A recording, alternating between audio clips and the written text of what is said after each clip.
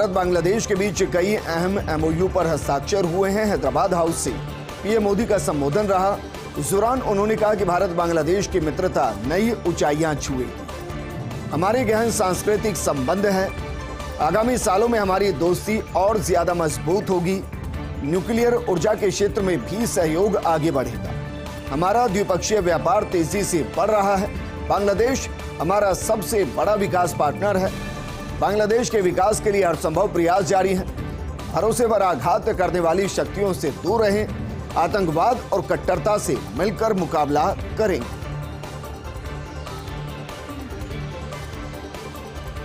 वहीं 17 सितंबर को प्रधानमंत्री मोदी का मध्य प्रदेश का दौरा है। मध्य प्रदेश में अपना जन्मदिन मनाएंगे प्रधानमंत्री मोदी।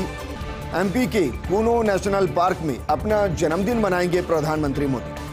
जन्मदिन पर चीता परियोजना का शुभारंभ करेंगे। अफ्रीका के नामीबिया से चीता प्रोजेक्ट के तहत लाए जा रहे चीते कूनो पार्क में लाए जाएंगे। ये अफ्रीकन चीते। और बात करते हैं बीजेपी की। मिशन 2024 के लिए तैयारी की। क्षेत्रीय दलों से गठबंधन को लेकर साधा जा रहा संपर्क। पार्टी नेतृत्व क्षेत्रीय दलों को लुभाने का पूरा प्रयास कर रहा है। बीजेपी ने आंध्र प्रदेश, बिहार, तमिलनाडु, हरियाणा में स्ट्रेटजी को बदला है, रणनीति को बदला है। ऐसे में आंध्र प्रदेश में टीडीपी के साथ संबंध सुधार कर चल रहे हैं बीजेपी के नेता और ऐसा ही काम किया जा रहा है। हरियाणा में देवीलाल परिवार को एकजुट करने की कोशिश तेज हो गई है। बिहार की बात की जाए तो दो गुटों में बटी एलजेपी से भी समझौता कराने का रास्ता बनाया जा रहा है। तमिलनाडु की बात की जाए तो तमिलनाडु में पलानी स्वामी और पनीर सेल्वम गुट को साथ लेने का प्रयास है और बीजेपी नेतृत्व 2024 विजय करने के लिए तैयार कर रही मजबूत जमीन। तो 2024 विजय के लिए बीजेपी का मिशन बंगाल। बीजेपी ने 13 केंद्रीय मंत्रियों को दिया बंगाल का टास्क। पार्टी नेतृत्व ने बंगाल के लिए 5 प्रभारी मंत्री लगाए। ये 5 प्रभारी मंत्री देखिए कौन कौन है। केंद्रीय मंत्री स्मृति ईरानी है, वीरेंद्र कुमार है, प्रतिमा भौमिक है, धर्मेंद्र प्रधान है, पंकज चौधरी हैं, ज्योतिरादित्य सिंधिया हैं। इसके अलावा भी कई नेता हैं जैसे कपिल मोरेश्वर, कैलाश चौधरी, अजय भट्ट, रामेश्वर तेली, राजकुमार रंजन सिंह, एसपी सिंह, हरदीप पुरी को टास्क दिया गया है। फिलहाल पार्टी नेतृत्व के बंगाल की 19 लोकसभा सीटों पर फोकस है। 19 लोकसभा क्षेत्रों को 5 भागों में बांटकर केंद्रीय मंत्रियों को मुस्तैद किया गया है और पार्टी नेतृत्व बंगाल में 2019 से ज्यादा लोकसभा सीटें जीतने का प्लान बनाया है। विधानसभा चुनाव में बगैर सीएम फेस मैदान में उतरेगी बीजेपी। कई कारणों पर मंथन के बाद बीजेपी थिंक टैंक ने तैयार की है स्ट्रेटजी। खींचतान, एंटी इनकम्बेंसी, छत्रपों पर लगाम आदि पर विचार हुआ है। बीजेपी सामूहिक नेतृत्व के साथ केवल मोदी के चेहरे पर चुनाव लड़ेगी। चुनाव पूर्व कराए गए पार्टी के सर्वे में मिले नेगेटिव फीडबैक के आधार पर फैसला होगा। हालांकि बीजेपी रणनीतिकारों ने अभी पूर्वोत्तर के राज्यों को इस सोच से दूर रखा है। मसलन हिमाचल प्रदेश, गुजरात, कर्नाटक, राजस्थान, मध्य प्रदेश, छत्तीसगढ़ में चुनाव होने हैं और इन राज्यों में बीजेपी छत्रपों के बजाय मोदी के चेहरे पर ही चुनाव प्रचार किया जाएगा।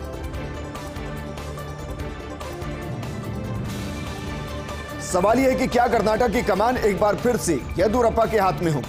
शायद बीजेपी समझ गई बगैर येदियुरप्पा कर्नाटक को विजय करना संभव नहीं। विधानसभा चुनाव से ज्यादा बीजेपी को लोकसभा सीट की चिंता है।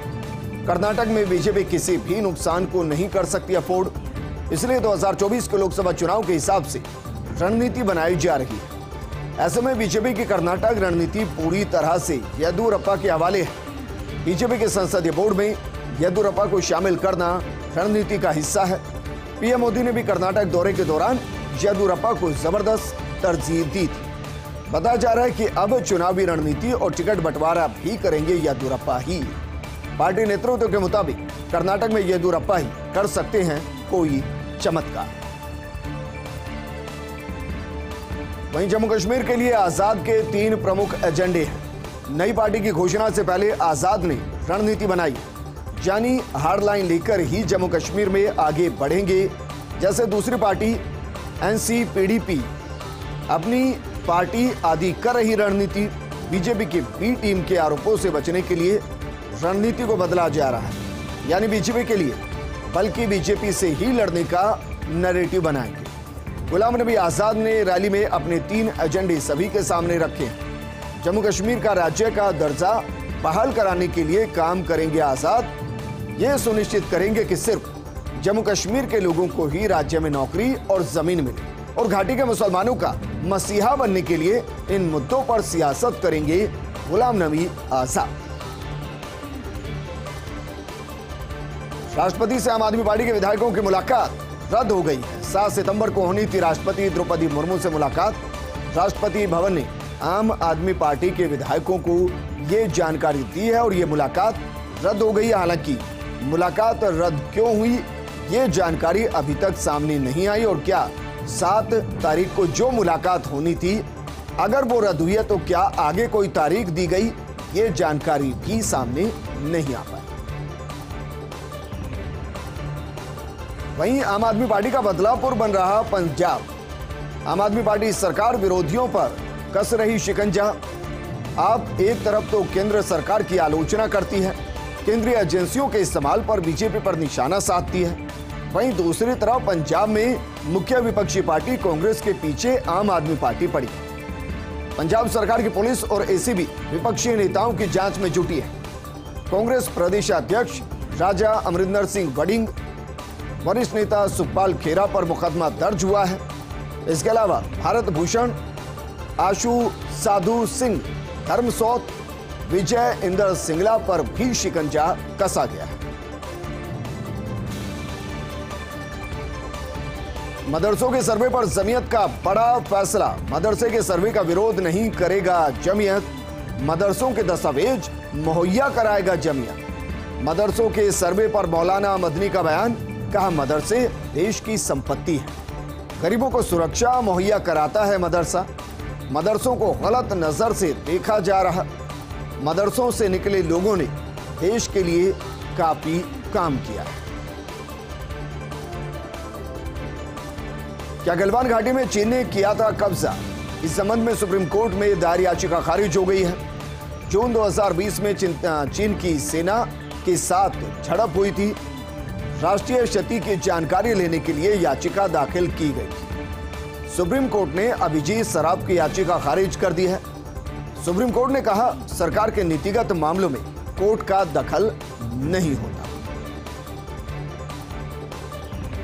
और अब बात करते हैं कोरोना के खिलाफ भारत को मिली एक और बड़ी सफलता की। देश की पहली नेजल वैक्सीन को बनाया DGCI की मंजूरी भी मिल गई है। नेजल वैक्सीन को आपातकालीन इस्तेमाल के लिए मंजूरी मिली है। केंद्रीय स्वास्थ्य मंत्री मनसुख मंडाविया ने कहा भारत बायोटेक के जरिए बनाई गई है नेजल वैक्सीन और इसको मंजूरी दे दी गई। ये भारत का कोविड-19 के लिए नाक से दिया जाने वाला पहला टीका है। दिल्ली में पकड़ी गई 1200 करोड़ रुपए की ड्रग्स। पुलिस ने 2 अफगानी नागरिकों को गिरफ्तार किया है। पहले चेन्नई से लखनऊ लाई गई थी ड्रग्स की खेप, फिर लखनऊ से दिल्ली लाई गई ड्रग्स की खेप, लेकिन उससे पहले कि डिस्ट्रीब्यूट होती, जो डिस्ट्रीब्यूटर है उनको ड्रग्स के साथ ही पकड़ लिया।